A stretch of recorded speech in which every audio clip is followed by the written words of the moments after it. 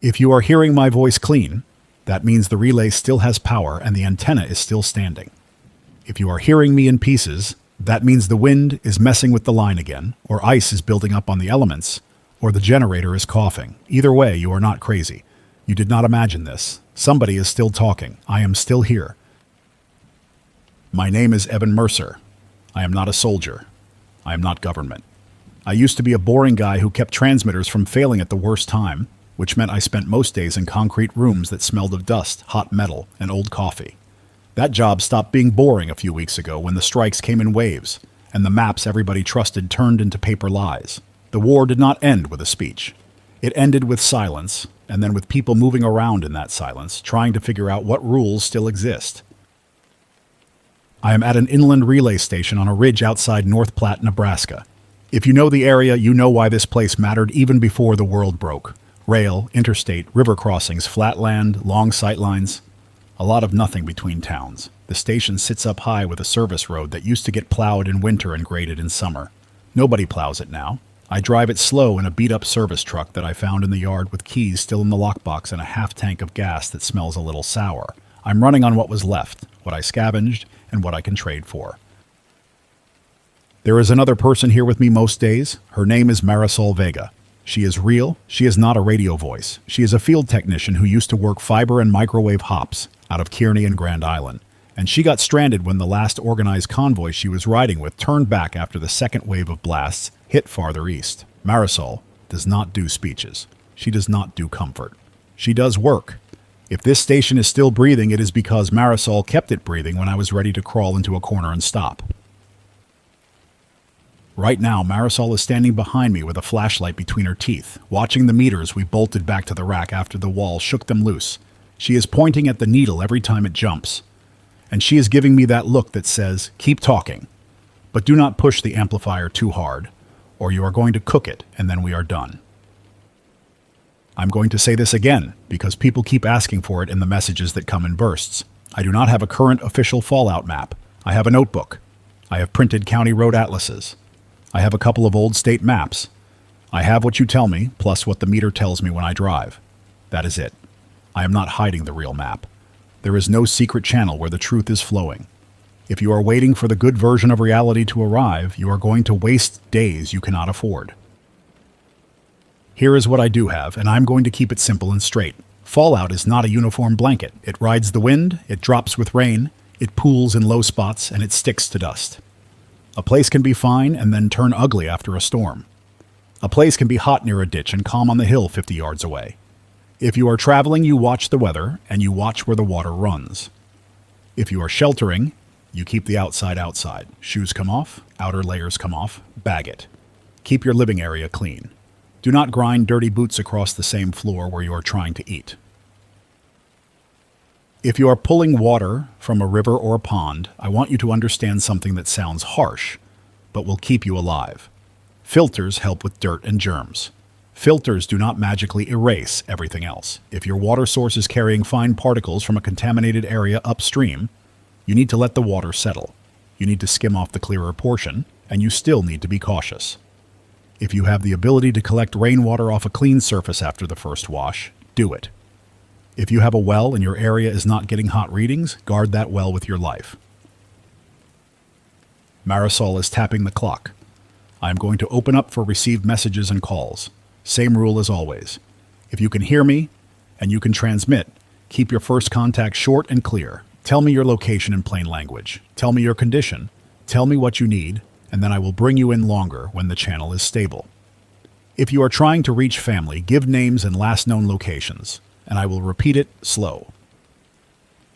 Before that, I'm going to read the bulletin I wrote down last night after a run into town. North Platte is damaged, but still there. The downtown is dark most nights. The hospital is running on generator and rationing everything. The rail yard took damage from conventional strikes, not the big ones, and there are cars scattered off tracks farther east that look burned from the inside. People are living in basements. People are living in church halls.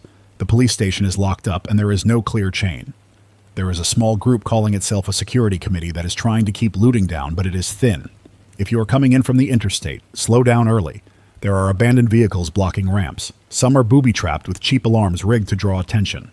That is not a rumor. I saw it. Marisol just held up 2 fingers. That means we have a caller with a steady carrier. I am taking it.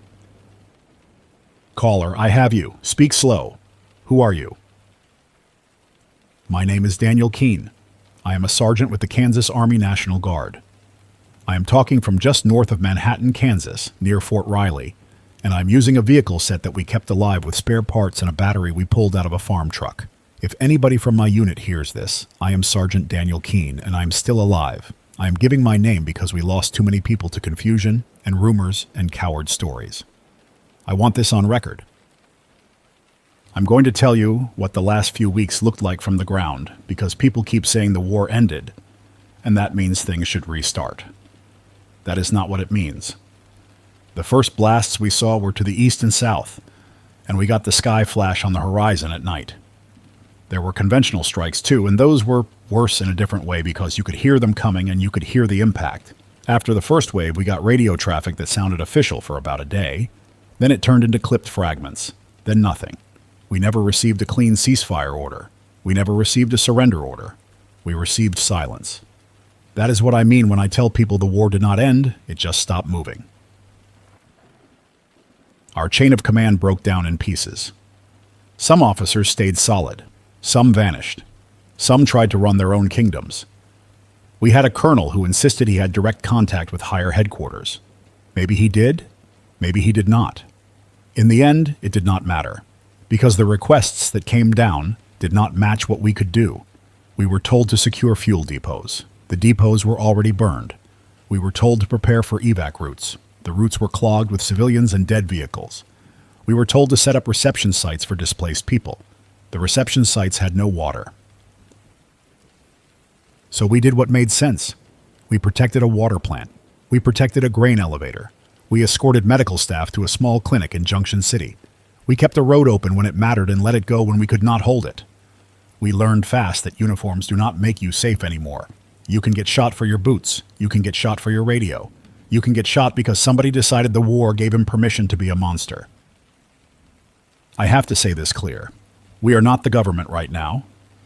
We are a few tired soldiers with rifles and one working truck that still shifts without grinding. We are feeding people when we can. We are turning people away when we have to.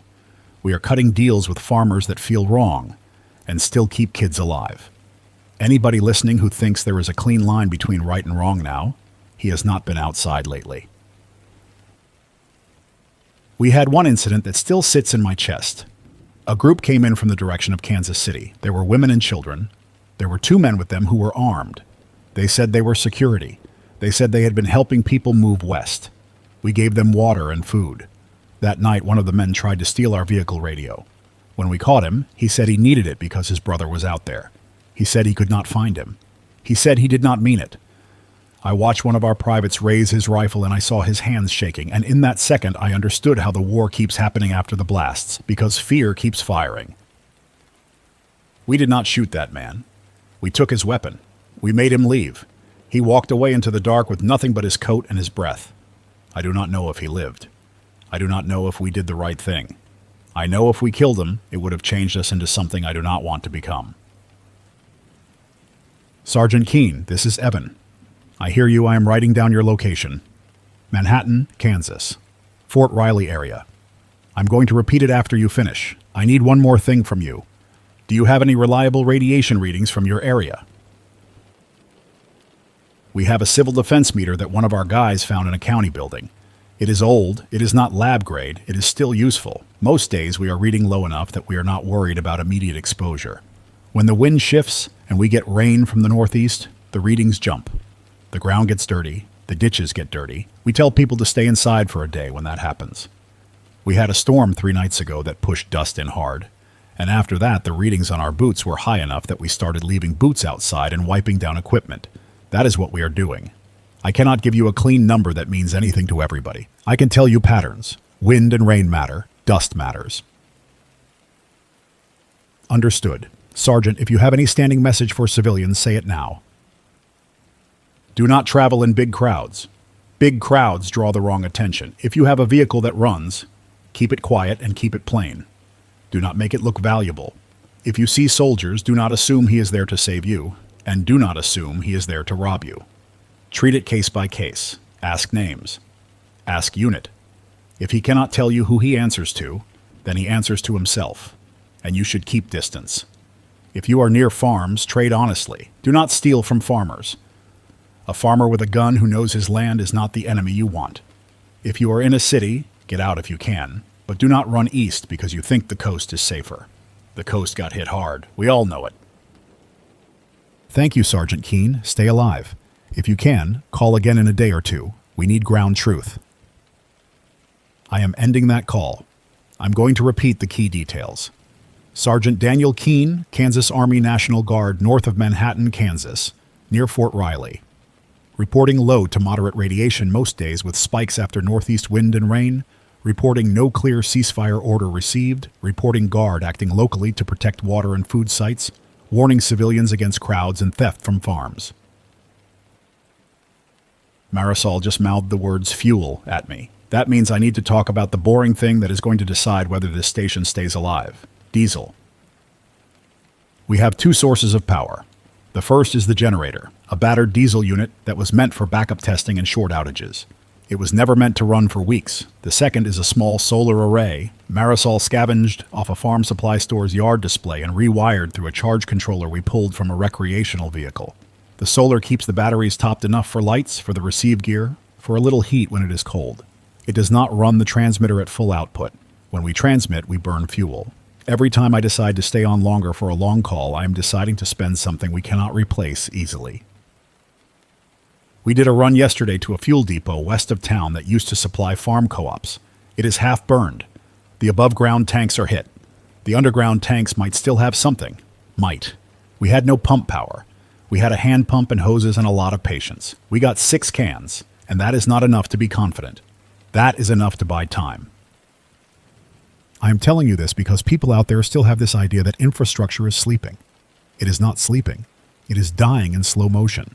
Every day without maintenance destroys things that took decades to build. A transformer that overheats once might run again. A transformer that overheats 5 times becomes scrap. A generator that runs out of oil becomes a heavy paperweight. The war did not just blow things up. It also stopped the hands that kept everything from falling apart. We have another call. Marisol is pointing. I am taking it, and I want whoever this is to know that if you ramble, I will cut you and bring you back later. Not because I do not care, because I do care, and I want the station alive tomorrow. Caller, I have you, name and location. My name is Dr. Amina Khan. I am in Columbia, Missouri. I used to work at University of Missouri Healthcare. I am saying used to because the hospital is not a hospital the way it was. It is a building with people in it, and some generators and not enough supplies. I am still a physician. I am still practicing medicine. It just looks different now. I found you because somebody in a volunteer group had a radio set that still worked, and he had heard you repeat a message about clean water and keeping the outside outside. I wanted to talk to you because the stories moving around are wrong in a way that is getting people hurt. People hear radiation and they panic or they shrug. Both reactions are dangerous. I'm going to explain what I am seeing in plain language, and I'm going to say up front that I do not have lab confirmation for everything. Our labs are limited. Our imaging is limited. We have lost staff. We have lost medications. We are doing what we can with what we have, and the truth is that triage is happening whether we admit it or not. The first patients we got after the big strikes were not radiation cases. They were injury cases from explosions, building collapses, fires, car wrecks, from panic. Then we got smoke inhalation. Then we got dehydration and infections from people drinking unsafe water because the water system was intermittent and people got desperate. Then we started seeing the delayed wave. People coming in with nausea, vomiting, diarrhea, weakness. Fevers that did not act like a normal infection. People with skin irritation after rainstorms. People with nosebleeds that would not stop in the kids. And bruises that appeared without trauma. I'm not going to scare you with worst-case scenarios. I'm going to give you practical reality. Radiation exposure is dose and time. If you are outdoors when contaminated dust is moving and you are breathing it, that is worse than being indoors with doors and windows shut. If you are wearing the same dusty clothes into your sleeping area, you are bringing that exposure into your life every hour. If you are washing contaminated dirt into your water storage, you are turning one mistake into many days of smaller mistakes. If you have a shower and running water, use it smart. Take off outer layers outside your living area. Put the clothing in a bag. Wipe down exposed skin. Wash hair. Do not scrub hard enough to break skin. Broken skin is a pathway for infection, and you do not want that. If you do not have a shower, a damp cloth and soap still helps. The main concept is removal. Remove particles. Do not grind them into yourself. People ask about potassium iodide tablets. We ran out. Most places ran out early. If you do not have them now, do not go looking for miracles. The time window matters, and these are not magic pills. They protect the thyroid from iodine 131 if taken correctly. That is one part of one exposure type. It does not protect you from everything else. I am mentioning it because I hear people trading for it in parking lots and getting robbed and shot over it. Stop doing that. The other thing I need to say is about food. If you have sealed food, eat that first. If you are eating produce that was outside during fallout and dust, wash it. Peel it. If you can cook it, cook it. You cannot cook radiation out of food. You can reduce surface contamination by washing and peeling. If you are eating game, be cautious with organs. I am not going to give a hunting lesson. I am going to tell you what I tell families here. Do not eat animals that are acting sick. Do not eat animals you found dead. Do not eat the liver and kidneys right now if you can avoid it, because those organs can concentrate certain contaminants. We also have to talk about the mental part. People are exhausted. People are sleeping in shifts. People are making bad decisions because their brains are running on fumes. I had a father yesterday who drove his family through a rainstorm because he heard the West was safe. He did not stop when his kids started coughing because he wanted distance. By the time he got here, his youngest was dehydrated and confused. We saved the kid. I do not know if we will keep saving kids at this rate because staff are burning out and we do not have clean supplies. That is my honesty. Dr. Khan, this is Evan. I'm going to ask you a tough question because people listening need it. How bad is Colombia right now? Is it holding? Colombia is strained. It is not gone. The city took damage from conventional strikes, mostly from secondary events. Power failures led to fires. Some areas were looted hard in the first week. The university buildings are partially used as shelter. The hospital is running limited power. We are rationing oxygen. We are rationing antibiotics. We are reusing what we used to throw away. We are trying to keep sanitation. That is the word that matters. Sanitation keeps the second collapse from finishing what the first collapse started. We have groups coming in from Jefferson City, from small towns along the interstate, from people who tried St. Louis and turned back. St. Louis, from what we are hearing, has areas that are contaminated and areas that are simply burned and lawless. People come in with stories about bridges blocked, about armed groups on the outskirts controlling movement. I cannot verify all of that. I can verify that the river corridors are a mess and that any place with limited crossings becomes a choke point where humans do human things. If you want a direct answer, yes, we are holding for now. No, we are not stable. If more people pour in than we can feed and keep clean, we will fail. It will not be dramatic. It will be sickness, then fear, then violence. That is how systems die when there is no outside support. Do you have any message you want me to repeat nationwide? Yes, do not chase rumors of a clean, safe zone unless you have confirmation from somebody you trust who has been there in the last few days. Rumors are getting people killed. If you are stable where you are, focus on water, sanitation, and keeping a small circle of trusted people. If you are leaving, leave because you have a reason, not because you are panicking. And if you are sick, isolate. I know isolation sounds cruel. It saves households. We are seeing entire families go down because they insisted on sleeping in the same room and sharing utensils while someone had fever and vomiting. I am not blaming them. I am telling you what happens. Thank you, Dr. Khan. If you can call again, do. People need the grounded medical reality, not trash stories. I am ending that call. I am repeating. Dr. Amina Khan, Columbia, Missouri, former University of Missouri Healthcare, reporting hospital functioning as limited care site, emphasizing sanitation, warning against rumor travel, advising basic decontamination and isolation when sick, stating potassium iodide is not a miracle, and late chasing is dangerous. Marisol just sat down hard. That means she is tired in a way that scares me. She does not sit unless something hurts or something is wrong. I turned my head, and she held up a hand and shook it once. Not hurt, not danger, just drained. This is the part nobody wants to hear, but I'm going to say it, because pretending is pointless. A lot of people are doing this right now, holding together a tiny piece of the world, and they are doing it on stress and adrenaline and duty. That fuel runs out too. You can stock food. You can stock bullets. You cannot stock a nervous system. At some point, your body collects the bill. I'm going to shift into receiving mode for a minute and read what came in last night, and I want you to pay attention to the pattern, not the individual drama. The pattern is the war ended because the machine ran out of parts. The pattern is that the remaining danger is moving around in human form. Message 1. Weak signal, no name. Cleveland shoreline is dead. Do not go near the lake. There is soot and ash on the water and the smell makes you cough. We saw fish floating. We are moving south. I cannot verify. I am repeating because the Great Lakes got hit in multiple ways and a lot of industry there burned. Message 2. Clearer. Tulsa is dark. Refinery fires were controlled and then restarted. There are people with rifles stopping vehicles near the river bridges. Do not show supplies. That fits what others say about choke points. Message 3. A woman crying. I am not going to replay it. She gave names. I wrote them down. Sarah Winton looking for her husband, Mark Winton, last seen near Des Moines, Iowa, driving west in a blue pickup with a camper shell. If Mark hears me, Sarah is alive and heading toward Lincoln. I will repeat that later. Message 4. Someone claiming to be former military in Germany. I cannot verify. He said Rammstein is damaged. Frankfurt is burned in sections.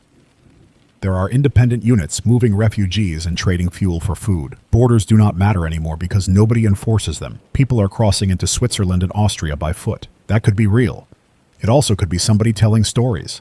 Still, it matches the broad reality that Europe took hits and then lost coordination. Now, I'm going to tell you what happened here yesterday afternoon because it matters for anyone running a small operation. It was around 3 in the afternoon when we heard an engine coming up the service road. One vehicle, not a convoy. A single vehicle is almost worse because it means somebody is either desperate or confident. Marisol killed the lights inside. I stepped away from the mic and looked through the cracked window with binoculars. It was an old sport utility vehicle, dark color, no plates I could see, moving slow. It stopped at the gate chain we strung across the road. I watched 2 men get out. I could tell their posture. Not lost, not scared, curious, measuring. One of them had a rifle slung. I could see the shape. Looked like an M4 pattern. I am not saying that to be dramatic. I am saying it because the man carried it the way somebody carries a tool he knows. Marisol whispered, "Do not talk first." She was right. People who want something start talking. People who are harmless usually announce themselves in a different way. They walked up, tested the chain, looked up at the tower, and then one of them shouted, asking if anybody was there. He said he had heard voices on the air. And he wanted to talk. His voice was steady. He did not sound hungry. He did not sound cold. He sounded entitled. I did not answer. I watched. I let time pass. After about a minute, the man with the rifle stepped back and scanned the building. Then he pointed at the side door. The other man started walking toward it. This station has thick doors and deadbolts. It also has windows. Windows are always the weak point. I do not care how much you reinforce a place. A window is a promise to the world that glass will fail under intent. Marisol and I had a plan. It was not a heroic plan. It was a survival plan. We had a back exit cut through a maintenance hatch that leads to a ditch and then down into scrub. We had go bags. We had the notebook with the message log. We had the handheld radio. We had 1 rifle, a civilian rifle, and a pistol with limited rounds. I am not describing it in detail because this is not a training show. It is a confession. We were not ready for a fight with men who showed up prepared. When the second man reached the side door, he tried the handle. Locked. He leaned in and peered through the narrow window. I was standing back in shadow. Marisol was beside me, very still. The man could not see us. He hit the door with his shoulder once, testing. Then he stepped back and looked at the other man. At that moment, the station received a burst on the receiver. It was faint, but it was there. and the indicator light flickered. The man with the rifle saw the flicker through the window because he was watching the building. He smiled. I saw it clear. He smiled because he knew. He walked toward the building with a slow, confident step, and he shouted again, louder. He said, "We know you are in there. We are not here to hurt you. We are here to help you keep broadcasting. You cannot run this place alone. You need protection." That word protection is poison now. People sell it, people buy it. It never comes free. Marisol whispered, "We leave." I nodded. We moved toward the hatch, quiet, controlled. Then the building shook with a sharp impact. One of them hit a window with something heavy. Glass cracked. Another hit. More cracking. Not random rage. Method. We dropped you through the hatch into the service crawl and came out into the ditch. Low. The wind was steady, out of the northwest. It carried dust. It carried the smell of burned plastic from town. We moved down the slope and kept low behind the scrub and the rocks. We did not run. Running makes noise. Noise makes attention. Attention gets you killed. Halfway down, I heard the side window break fully. I heard them inside. I heard their boots on the floor, the dull thud. I heard one of them laugh. That was the moment I felt something cold in my stomach. Not fear the way people dramatize it. A simple calculation. This station can be taken. The air can be taken. If somebody takes it, he can use it to lure people, to trap people, to build a little empire off voices. That is not theory. That is where the world is going if the decent people stop pushing back. We stayed down the slope until dusk. We watched the building from far enough away to see movement but not close enough to be seen. We saw them come out carrying things. One carried our fuel cans. One carried a box with parts. They did not find everything. They did not find the spare hand mic we hid. They did not find the logbook because we took it. They did not find the battery bank because it was bolted and too heavy. They left before full dark. They drove down the service road with the sport utility vehicle bouncing on the ruts. They did not set the place on fire. That tells me they might come back. Marisol and I waited an hour after their engine noise faded. Then we went back up. The inside was ransacked. The door was splintered around the frame. The window was shattered and glass was everywhere. One rack panel was bent. The good news is, they were not smart about it. People who do not understand equipment break things less efficiently than fire does. We cleaned. We patched. We taped plastic over the window. We reinforced the door with angle iron from the spare stock, and Marisol rewired the power path because one of them yanked a cable out of spite. Then we sat here and we decided something. We decided to keep broadcasting anyway. That decision is not brave. It is stubborn. It is also a risk. If those men return while we are on the air, they will know we came back. They will know we are still here. If you are listening and you are running any kind of aid point, any kind of safe room, any kind of shelter, learn from this. Your signal is a beacon. Your light is a beacon. Your kindness is a beacon. You can still do it. You just do it with your eyes open. You build exits. You build layers. You keep your valuables hidden. You do not tell strangers everything. We have one more stable caller, Marisol says. I am taking it. I want the name and location first. My name is Grace Huang. I am in Cheyenne, Wyoming, and I'm using a portable transceiver that I kept in a go bag because I used to volunteer with search and rescue. I am not a radio expert, so if I sound rough, that is why. I am also tired, and my hands are not steady. I'm talking anyway because I think people need to hear what is happening on the roads between cities. People keep picturing the war as impacts and then nothing.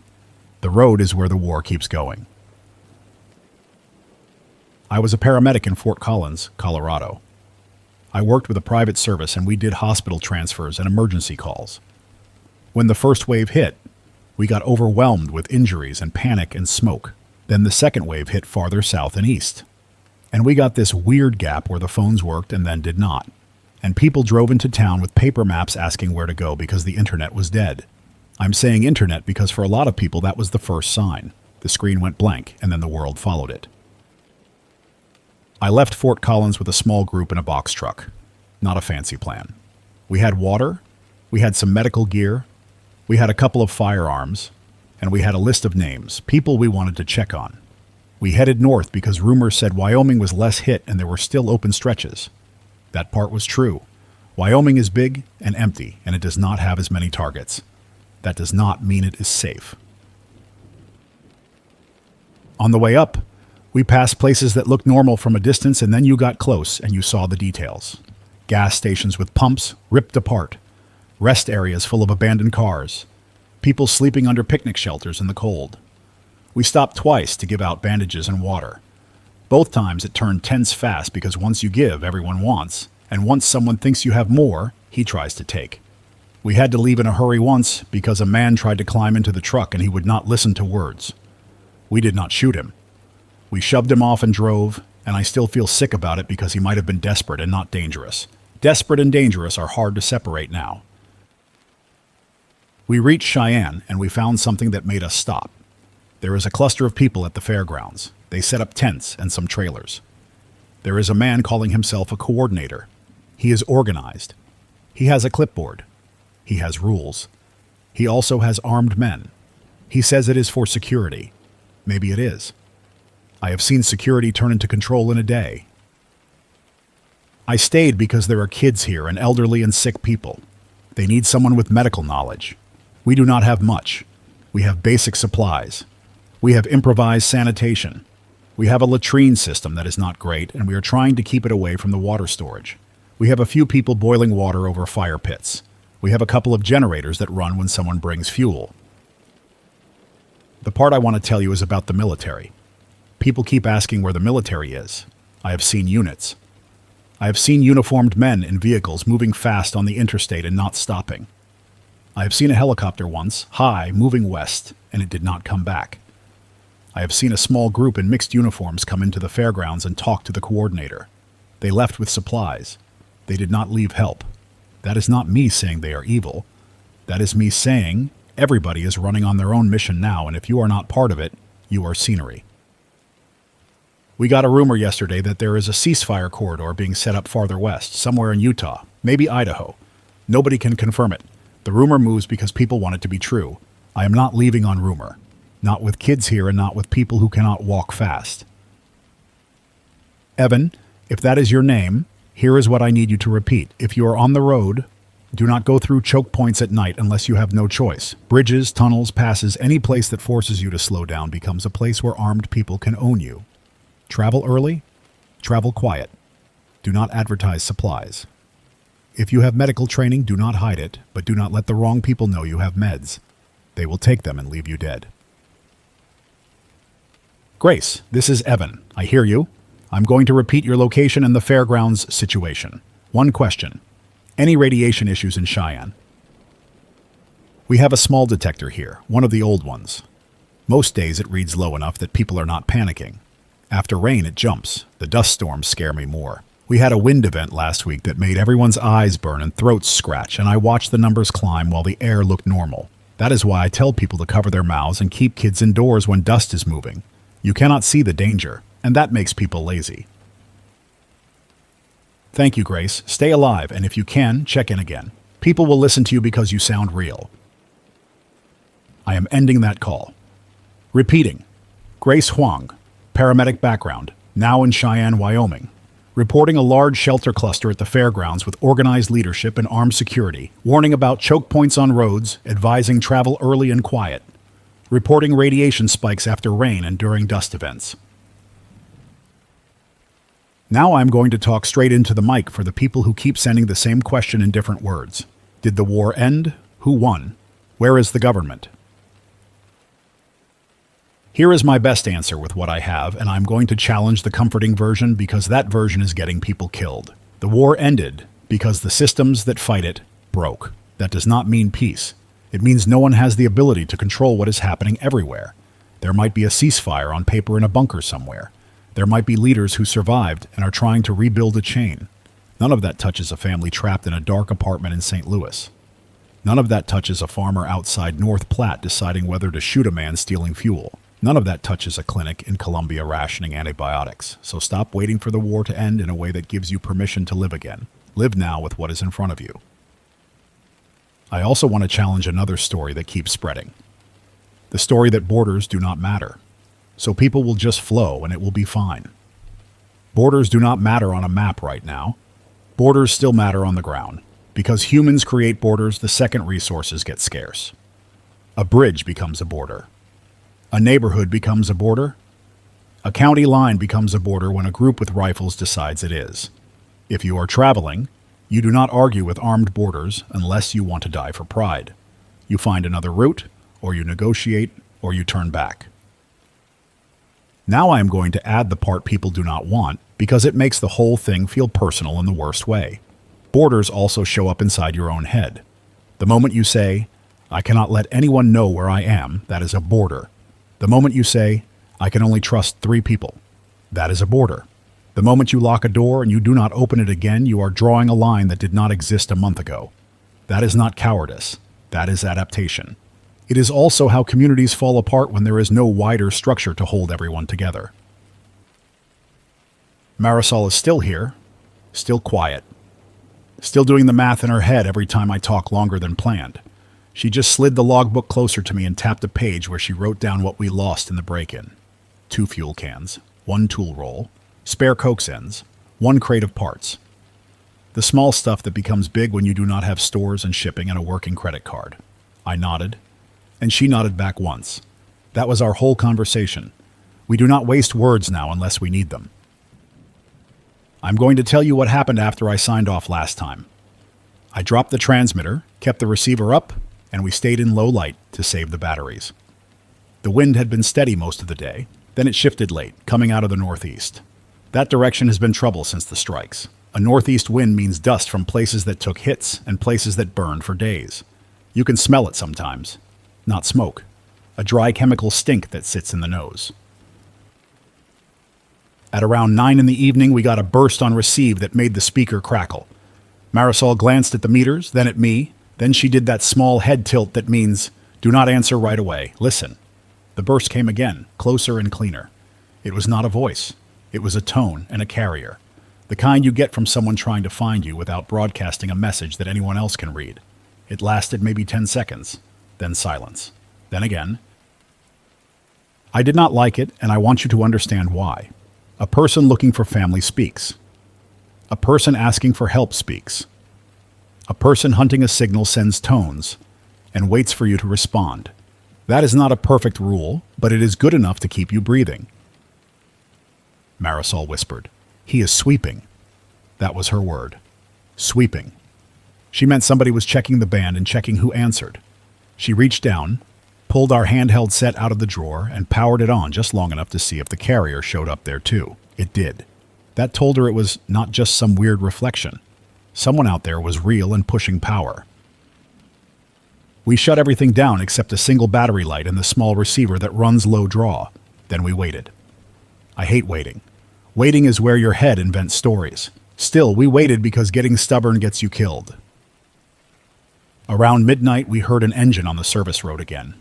Same sound as before. 1 vehicle, then 2, close together, both moving slow. Marisol and I looked at each other and I could see it in her face. It was the same men, or it was the same kind of men. Either way, it was not good. We did not have time to build courage. We did not have time to plan. We had a plan already, and the plan was ugly. We grabbed our go bags, the logbook, the handheld, and 1 small pouch of parts that Marisol refuses to leave behind because it holds the connectors you cannot improvise. I took the rifle and kept it low. Marisol took the flashlight wrapped with tape so it could go dim. We went to the hatch without speaking, dropped through and moved into the ditch again. This time it was colder, and the air had that dry bite that makes your throat feel raw. The sky was clear. No clouds, stars sharp. That matters because if you are trying to hide, the moonlight gives you away. And if you are trying to move, you want to see what you are stepping on. The moon was up, not bright enough to make shadows hard, but enough to outline anything on the slope. We crawled more than we walked. I felt stupid doing it. I felt exposed doing it. Still, we did it because we had learned the lesson already. A glass window is not defense. A deadbolt is not defense. Distance is defense. We got down to the scrub line and held there, breathing through our noses, keeping our mouths shut. I watched the ridge through binoculars. I saw headlights sweep. Then the lights cut. I saw silhouettes moving around the building. Not 2 men this time, 4, maybe 5. Hard to count in the dark. One carried something long. One carried a case. I heard a clink that sounded like a tool hitting metal. Then I heard the soft whine of a battery-powered saw. Marisol's hand found my arm and she squeezed once. It was not comfort. It was a warning. She was telling me, do not do anything stupid. She was right. The side door gave in faster than the last time because we had repaired it, not replaced it. We do not have a warehouse full of doors. They went inside. A minute later, the station's emergency light flickered on. That meant someone found the panel and flipped it. Then the light died because the circuit tripped. Then it came back dim, then died again. Someone was poking around without understanding. I felt a heat of anger because this place is the only reason a lot of people can pass information at all, and a stranger was treating it like a storage unit. Then I heard something that made my stomach drop. The generator cough. One hard crank, then another. Someone was trying to start it. That is the loudest thing we own. That noise travels. That noise also tells every scavenger in earshot that a working engine exists on this ridge. The generator caught for a few seconds, then died. A pause. Then it caught again. Rough. Then it died again. That might have been fuel starvation. It might have been a bad starter. It might have been someone flooding it. I do not know. I do know the sound echoed down into the dark, and I had this clear thought that those men were not only stealing from us. Those men were lighting a beacon that could pull 10 more groups up that road. Marisol mouthed, "Let it burn out." She did not mean fire. She meant let the situation exhaust itself. People who show up to take something leave faster when the thing is not easily usable. If the generator refuses to run and the transmitter refuses to come alive, the station becomes less valuable. That is a gamble. We took it. We stayed in the scrub for almost 2 hours. I watched them come out, move around, argue in low voices I could not make out. They went back in. They came out again. One of them climbed partway up the tower base, then came down. Good. The tower scares people who are not trained. Heights keep some threats away. Then something else happened, and this is the part that made me realize how fragile everything is. A different vehicle came up the service road from below, headlights bouncing. A single set. Whoever it was drove faster than the first group. That person either did not care about noise, or the person was panicked, or the person was chasing. The men at the station froze. I could see the shift even at distance. One moved to cover by the building. Another stood at the corner. Another ducked behind the generator shed. The new vehicle stopped hard at the chain. A door flew open. A person got out, waving an arm. I heard shouting, not words I could identify. The tone sounded frantic, not confident. The next sound was gunfire. Short, controlled. Not a spray. 2 or 3 shots. Then silence. The person near the chain dropped. The headlights stayed on, washing the road in white light. The men from the station did not rush down to help. They stayed where they were. That told me what kind of men they were. Marisol leaned close and whispered, "We are not going back tonight." I nodded. I did not argue. I did not want to. I felt sick, and the worst part was how quickly my brain tried to make it normal. That is the way people adapt to horror. It stops shocking you and it starts becoming routine. I hate that. We backed away deeper into the scrub and moved along the slope, not toward town, not toward the station, but parallel. Keeping distance, we found a shallow cut where the earth dipped, and we laid there until the cold became a problem. I kept my face turned into my sleeve to cut the wind and the dust. Marisol did not sleep. I did not sleep. We just waited for dawn. At first light, the ridge looked wrong. Not because the building was gone. The building was still there. The tower was still there. It looked wrong because there was a dark stain on the road by the chain, and there was a vehicle sitting with the door open and nobody moving around it. No birds, no curious animals, nothing. Just a dead stillness that made the place feel poisoned. We waited another hour, watching for the movement. Nothing. Then we took the long way back up, wide arc, staying off the road. We approached from the side where the ground is rocky and the scrub is thicker. I kept the rifle low. Marisol kept the flashlight off. We moved slow enough to hear gravel under our boots. When we reached the building, we saw the door hanging open, splintered. Inside, the racks were worse than before. Someone had yanked the main feed line loose. Someone had torn out a power strip. Someone had tried to pry open the battery cabinet. The generator shed door was half off the hinge. The generator itself smelled hot. and wrong. Marisol knelt and checked the oil. Low. That means someone ran it without checking or someone left it running dry. Both are stupid, both are common. The dead person by the chain was a man. Middle-aged, work clothes, no uniform. He had a cheap vest with reflective strips. He might have been a road worker or a utility guy or someone who wanted to look official because looking official used to protect you. His vehicle was a county truck, the kind you see with cones and shovels. The bed had tools, a gas can, a roll of caution tape, all the little things that used to mean normal life. He came here for help or for trade or because he heard a broadcast and believed it meant safety. I did not take his stuff. I am not saying that to sound pure. I am saying it because I felt something snap in me when I looked at him. If I start stripping dead people the first time it benefits me, I will end up stripping living people next because the line moves fast once you let it. We backed away and left him as he was. Marisol did take one thing and she said it out loud so I would understand her choice. She took his handheld meter, not the man's wallet, not the tools, the meter. She held it up, shook it once to see if it was alive, and it clicked. She said, "This keeps us alive?" Then she put it in her bag. I did not argue because she was right. We did not stay long. The station was compromised. The ridge was compromised. If those men came back, we would be caught inside a place with broken defenses. Marisol made the call that changed everything for us, and she made it fast. She said, "We move the heart, not the body." I knew what she meant. We leave the tower. We leave the building. We take what matters. Transceiver. Power regulation. Batteries we can carry. Logbook. Receiver. We turn this into a mobile station again. The tower gives us height, but it also gives us a fixed target. I want to slow down here and be honest. Leaving feels like failure. People cling to locations because locations give you the illusion of control. You can sweep a room. You can lock a door, you can mark a shelf. A mobile life is uncertainty. Still, the war taught us something. A fixed site dies when someone stronger decides it dies. Movement gives you choice. We spent that morning stripping what we could without making noise. Marisol pulled the best equipment first, the stuff that can run off batteries, the stuff with the most value in information. I took down the paper maps, the notebooks, the spare medical kit we had built from scavenged supplies. I pulled the coax jumpers we could use later and left the broken lengths.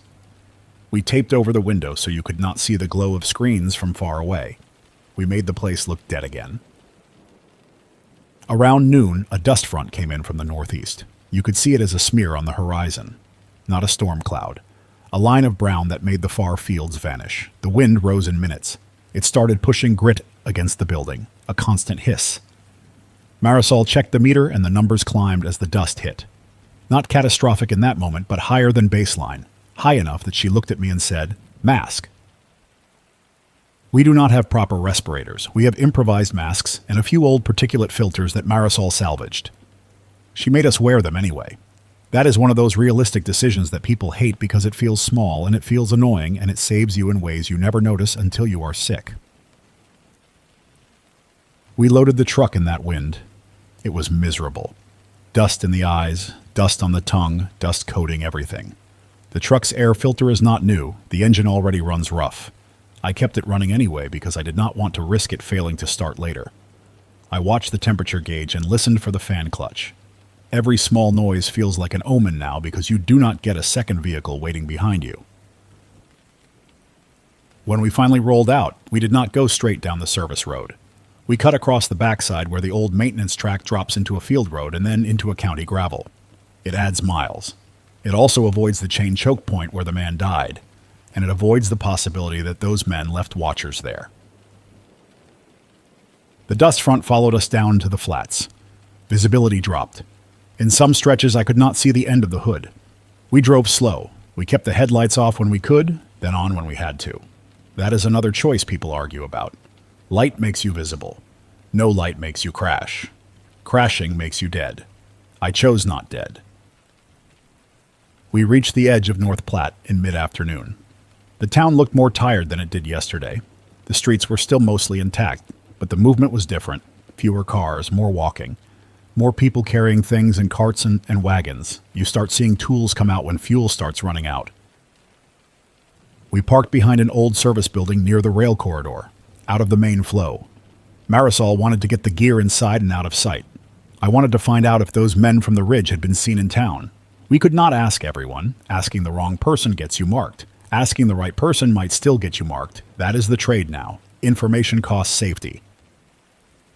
We made a decision that I still feel uneasy about, but it was realistic. We did not go to the obvious shelter sites. Not the church hall, not the hospital. We found a half-collapsed warehouse that had been hit by fire on one end but still had a dry back room. We cleared broken glass. We set up a small base. We kept quiet. We treated the town as a place to move through, not a place to join. That is what keeps you alive when you do not know who owns what. That night we listened to the air. We heard a lot of nothing. Then we heard something that chilled me more than the dust storm. A voice, not mine, broadcasting on a channel close enough to make me tense. The man sounded local. He sounded confident. He was telling people there was a safe convoy forming on the ridge, that the relay station had security, that people should bring fuel and food and medical supplies to contribute to the restart. He did not say a name. He did not say a unit. He did not say who he answered to. He sounded smooth. Marisol and I looked at each other. We did not need to talk. We understood the play. Those men took the station, failed to run it properly, then used its existence to bait people anyway. He was using the idea of the station as a magnet. He did not need to broadcast from the tower. He just needed people to believe the tower meant something. I am going to be strict with you here because this is where gullibility becomes lethal. If someone on the air promises you safety in exchange for supplies, demand verification. Demand specifics. Demand names. Demand locations you can check without walking into a trap. A real aid effort will give you some way to verify because a real aid effort wants trust. A trap effort wants urgency. A trap effort wants you moving before you can think. Marisol wanted to respond immediately and call him out. I stopped her. That might sound weak. It was tactical. If we reply from our actual position with a strong signal, we advertise that the real station operators are alive and nearby. That makes us targets. Also, it gives the baitman something to argue against, and arguments on the air build attention. Attention is what he wants. So we did it the slow way. We waited until the bait broadcast ended. Then we came on for a short, sharp message at low power. I kept it calm. I said the Ridge station was compromised by armed theft, that no verified protection existed there, that anyone promising a convoy should be treated as unverified unless he could provide confirmable details, and that people should not bring supplies to an unknown point. Then I cut it. Less than 1 minute. That is all I risked. It still made a difference. The next morning we caught chatter from multiple directions, people arguing, people questioning the baitman. He tried to answer and his answers stayed vague. That told me he was not expecting resistance. Scammers expect silence. Around midday the next day, I got a direct call from Sergeant Daniel Keene again. His signal was weaker than before. His voice sounded rougher. The calm was still there, but the fatigue had deepened. I brought him in because ground truth matters more than my feelings. Evan, this is Sergeant Keene again. I am calling because things change fast and it might help someone listening. We had a group move in from the east last night around 0100 hours, about 20 people, mixed ages, 2 pickup trucks, 1 sport utility vehicle, 1 small trailer. He said he was coming from near Topeka. He said he had people from Kansas City with him. He said he heard there was a corridor west. He said he could not stay because his group would starve. He wanted to pass through. We told him he could pass through daylight, not night. He pushed. He got angry. He said we had no authority. He said the war was over and he was a free man. I told him the war being over means nothing when bullets still work and hunger still works. He did not like that.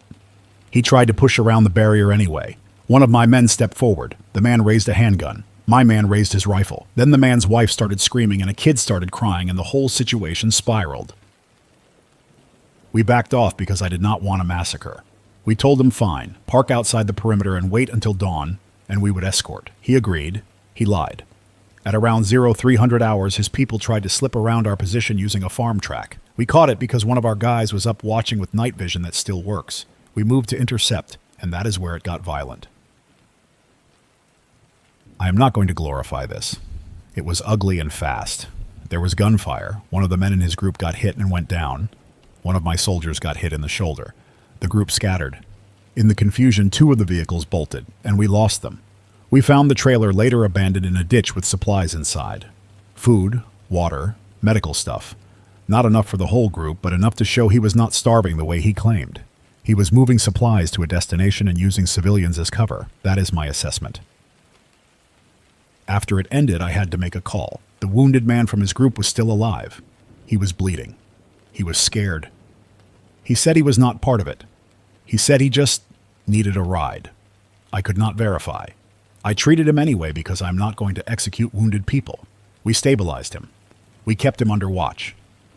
His story shifted 3 times in 2 hours. That tells me he was lying or confused or both. Still, I am not killing him. I am not becoming that. Here is the reason I'm calling you.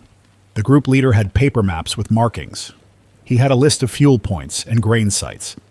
He had names of towns that were not targets but were resources. That means organized predation is happening, not just random looters. People are planning routes. People are using the chaos as cover to build supply chains that feed violence.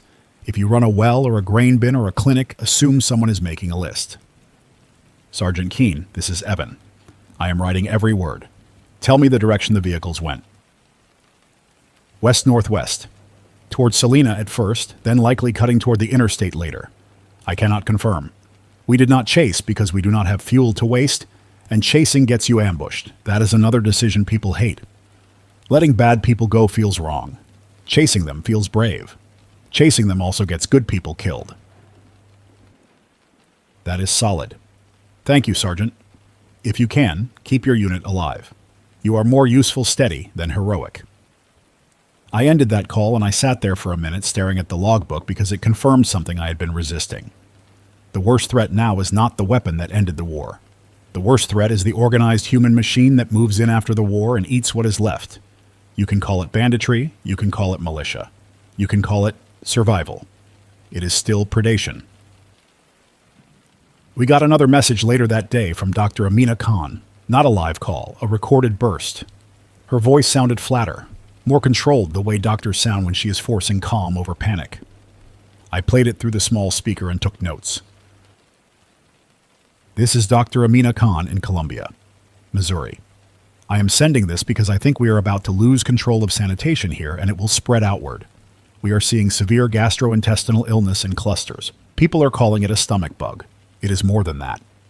It is dirty water and crowded living and poor hand hygiene, and it is going to kill people because dehydration kills fast when you do not have intravenous fluids. We are rationing saline. We are rationing antiemetics. We are rationing antibiotics. We cannot treat our way out of this. We have to prevent it.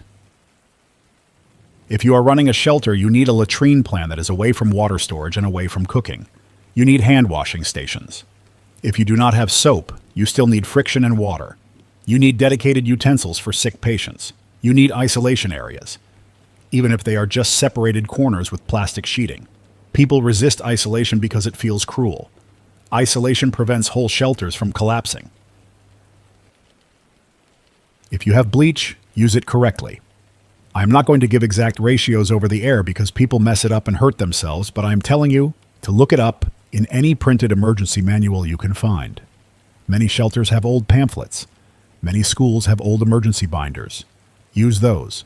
Chlorine solutions expire. Store them in opaque containers. Label them. Keep them away from children. Also, if you can, keep heating food thoroughly. We are seeing outbreaks tied to communal cooking where raw surfaces touch cooked food. I know fuel is scarce. Still, a shelter that burns fuel cooking safe food might outlast a shelter that saves fuel and dies of diarrhea. That is the ugly math. If anyone in the Midwest has access to bulk oral rehydration salts or even the ingredients to mix a basic solution safely, please coordinate through whatever reliable channel exists. We are making it ourselves with measured salt and sugar and clean water. It helps. It is not enough for severe cases. If you are sick and cannot keep water down, you need care. Do not wait until you cannot stand. That message alone was a whole disaster in one voice, not a bomb, not a flash. A slow collapse of the basic thing that keeps humans from dying in groups. Clean waste separation. That is what I mean when I say the war ended with exhaustion and permanent collapse. The infrastructure that made disease boring is gone. Disease becomes dramatic again. Grace Huang called that evening, live, and her tone had changed. She was still steady, still practical, but there was a tightness in her voice that told me something had happened at the fairgrounds. I brought her in because she is one of the few people who talks with the kind of blunt reality that helps strangers make good decisions. Evan, this is Grace and Cheyenne. I'm calling because the fairgrounds situation is turning into what you warned about. The coordinator I mentioned is tightening control. He started with rules that sounded sensible. Quiet hours. No open fires near tents. Work details for sanitation. All that is fine. Then he shifted. He started requiring contributions for tents. He started requiring registration for families. He started putting armed men at the entrances and telling people they could not leave without permission because it would spread panic. That is control, not safety. I pushed back. I did it carefully. I talked to him as a medical worker. I said people need freedom to find medications and relatives. He smiled and said he understood. Then he told his men to keep an eye on me. I know what that means now. It means I became a problem to manage. Last night, a young man tried to leave with his girlfriend. They did not steal anything. They just wanted out. The guard stopped him. There was yelling. The young man shoved one of the guards. The guard hit him with the butt of a rifle. The girlfriend screamed. People started moving. Then the guards raised weapons and the crowd backed up fast. Because most people are not willing to die for someone else's freedom when he has kids at his own side. The young man got dragged behind a trailer. I did not see what happened back there. I heard sounds. I do not need to describe. I am telling you I do not trust this camp anymore. I am leaving. I am leaving with a small group, just 3 people, because moving as a big group gets noticed. I have one older woman who cannot walk fast, and I have a teenager who can. We are taking only what we can carry. I am not asking anyone to rescue us. I am saying, if you are heading toward Cheyenne because you heard it is safe, do not walk into a camp that is turning into a trap. I would rather take my chances on the road than become property.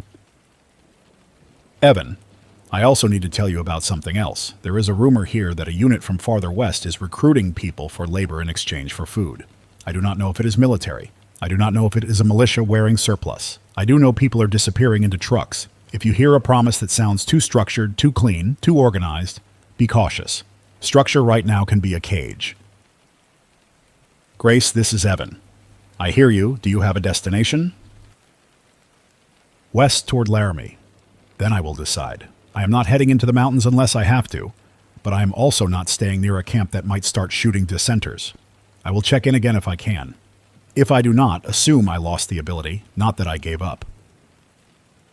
I ended that call and I stared at the receiver for a long minute after, listening to the hiss.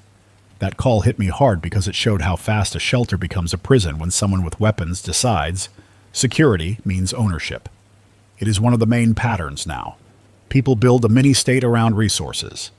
He uses fear to justify rules. He uses rules to justify violence. He uses violence to collect more resources. That cycle is older than this war. The war just made it easy. Marisol listened to Grace's call and then said something that sounded simple and still felt heavy. She said, "We cannot be a camp. We can only be a voice." That is how she thinks. Our power is information. The moment we become a place where people gather, we become a target and a problem. A voice can move, a voice can warn, a voice can die too, but it has a better chance. So we changed the plan. We stopped thinking about rebuilding the Ridge Station. We started building a rotating broadcast. Short transmissions. Different locations. Different times.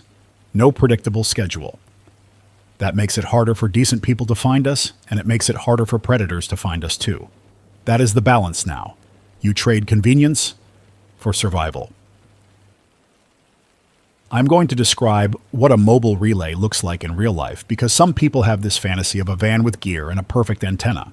Real life is messier. We have a battered transceiver. We have a battery bank we built from scavenged deep cycle batteries that do not match.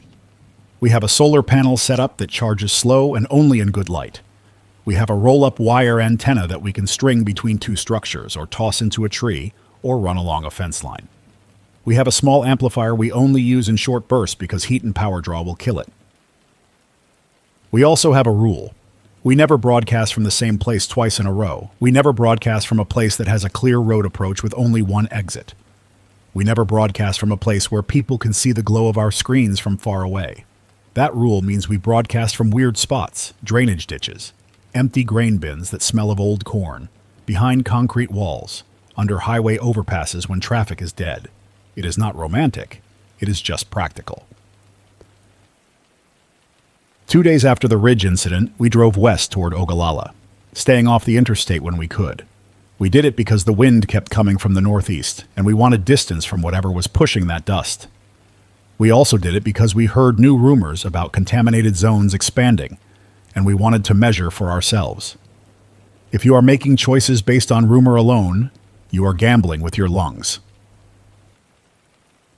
The landscape out there is open and brutal. You can see forever. That means you can also be seen forever. We moved with the truck dirty and plain. We kept gear covered. We kept the cab uncluttered. A messy cab screams, "I have supplies." A clean cab screams, "I am just passing through." It is stupid that you have to think that way. Still, it matters. We stopped at a small creek crossing where the water runs shallow and slow. Marisol wanted to check the meter near the waterline and then on the bank above. The numbers were lower on the bank. That was a clean lesson. Water gathers things. Low points gather things. If you camp in the pretty spot by the stream, you might be camping in the wrong spot. That evening we saw something in the distance that I will not forget. A column of smoke far to the east, wide and thick. Not a house fire. Not a car fire. A line fire moving through grassland, driven by wind. In a normal year, crews would cut lines and drop water and get it under control. There are no crews now. There are no water drops now. A fire like that moves until it runs out of fuel or it hits a barrier. If it hits a town, the town becomes fuel too. We had a choice. Keep moving and pretend it was someone else's problem. Or warn people. Warnings draw attention. Warnings also save lives. We chose to warn. We did a short broadcast from a low spot behind a concrete culvert, just enough power to reach nearby. And I said there was a fast-moving grass fire line east of us, wind pushing west, that people should not shelter in dry draws and should not camp near tall grass, and that if anyone could cut fire breaks around small communities, he should do it now while there was still light. Then I cut transmission. The next day, the sky was brown on the horizon. The fire had moved. Ash fell in small flecks, and it coated the hood. The meter did not spike from the ash alone, but the combination of ash and dust made the air miserable. That is another thing people forget. Catastrophes stack. A fire does not care that you are already dealing with fallout. Fallout does not care that you are already dealing with fire. Nature does not coordinate. Humans do not coordinate now either. We found a small farmstead where the owner had cut a rough fire break with a tractor. The break was not pretty. It was scraped earth and churned soil. It looked desperate. It was also probably the reason the place was still standing. We did not approach. We did not ask for food. We did not want to become another mouth, another problem. We just noted it and moved on. Sometimes the best decision is leaving people alone. Back in North Platte, the consequences of that Ridge broadcast bait started showing up. People came into town saying they had gone up to the station with supplies and found armed men who demanded membership. One person said he watched a guy get beaten for refusing to hand over a fuel can. Another said he saw vehicles lined up and guards controlling the chain. I cannot verify each story, but the pattern matched. The station became a border. The station became a toll gate. Marisol wanted to sabotage the Ridge site, not burn it down, not destroy the tower. Just make it useless for predation, cut the feed line, disable the generator, pull the key components so it could not be used as bait. I understood the impulse. I also saw the risk. Going back up there means walking into a controlled border. That is exactly the kind of pride trap I warned about. The difference is, we would be doing it for other people. That still does not make bullets bounce off you. So we compromised. We did not storm the Ridge. We did not try to be heroes. We started broadcasting a verified warning whenever we could, repeating that the Ridge station was compromised, that no legitimate aid convoy was verified there, and that anyone going should not bring supplies, should travel in daylight, should keep distance, and should leave immediately if demanded to contribute under threat. That is not satisfying. It is still the most realistic thing we could do and remain alive to keep warning. Then the biggest twist hit us, and it did not come from the raiders. It came from weather and infrastructure. A cold front rolled down hard and fast, and with it came freezing rain, the kind that turns roads into glass and turns power lines into hanging ropes. Even in normal years, that kind of storm knocks out rural lines. Now there is nobody to fix broken spans. We were sheltering in a concrete maintenance bay near an old feed store, using the solar panels to keep the receiver alive when the freezing rain started hitting the metal roof. It sounded sharp, constant. Then a transformer somewhere in town blew with a dull boom that echoed. Then another. The lights that still flickered in some streets went dark. The town fell into a deeper black. Marisol checked the temperature inside and then outside. The cold mattered because batteries hate cold. Fuel gels in cold. People start burning anything in cold, and that starts fires. You could almost predict the next disasters the way you predict the storm line on radar. We heard shouting outside and then a lot of running feet. Marisol and I killed our light and listened. A building nearby had caught fire, probably from a candle, maybe from a stove, maybe from a generator exhaust too close to a wall. The fire spread fast because the wind was pushing and people had been boarding windows with plywood and plastic. Those materials burn. The cold made the hoses useless in places because the water pressure was inconsistent and lines froze. I could smell smoke through the cracked door. I wanted to help. Marisol held my wrist and shook her head once. I hated her for a second. Then I understood. 2 people without gear running into a fire does not save a town. 2 people running into the open with valuable equipment gets robbed, shot, or drafted into someone else's crisis. We stayed hidden. We let the fire move on without us. That is the kind of decision that stays with you at night. When the fire died down hours later, we went out and moved our truck deeper into cover. We found ash on the street, ice on everything, and people huddled in doorways. A man in a heavy coat was yelling that the hospital generator had failed briefly and then restarted, and he was trying to organize volunteers to carry fuel. That man was doing the work of a city now. I did not know his name. I did not want to.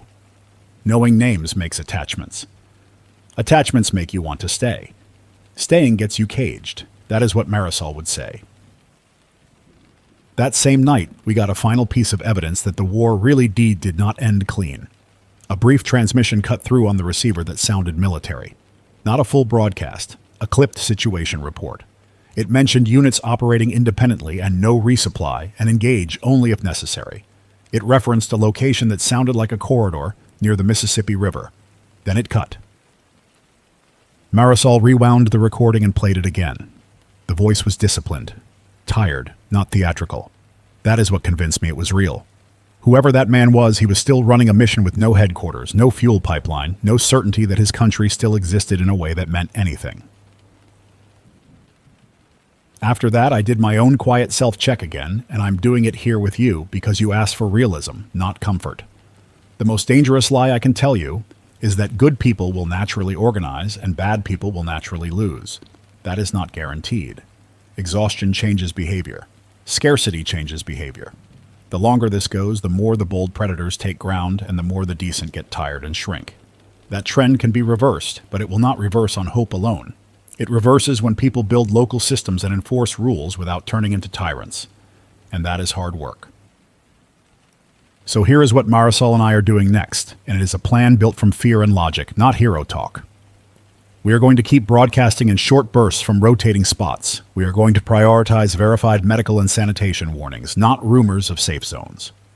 We are going to keep repeating names for family reunification, because that is one of the few things that turns chaos into structure without violence. We are going to avoid becoming a destination point. We are going to stay alive. That is the mission now.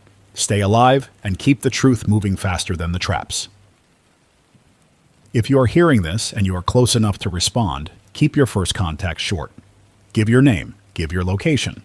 Give a single critical fact that can help others, not a long story. I will bring longer stories in when fuel and safety allow. If you have information about the Ridge Station being used as a toll border, send it with details people can verify. Names of vehicles, markings, times, anything that separates truth from panic.